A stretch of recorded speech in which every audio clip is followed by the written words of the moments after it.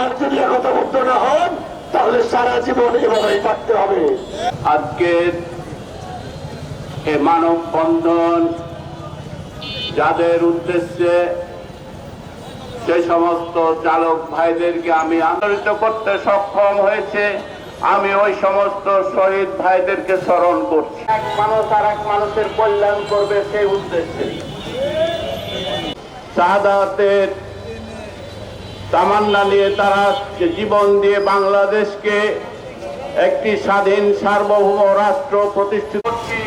এই মানুষের ভিতরে আকাশ জমিন পার্থক্য, মানুষ তার নিজেদের আইন কানুন অর্থনৈতিক ব্যবস্থা সোজা হবে যদি আপনারা একতাবদ্ধ হন। আর যদি একতাবদ্ধ না হন তাহলে সারা জীবন এভাবেই থাকতে হবে। প্রিয় শ্রমিক ভাইরা, আমাদের শ্রমিক কল্যাণের সভাপতি আব্দুল সামাদ স্যার এই আন্দোলনে তিনি সহমতি জানিয়ে আমাদের মাঝে এখানে এসেছেন। আমরা স্যারকে যদি কথা দিতে পারি শ্রমিক কল্যাণ যাতে শ্রমিকদেরকে নিয়ে কাজ করে, আপনি আমাদের সাথে থাকবেন।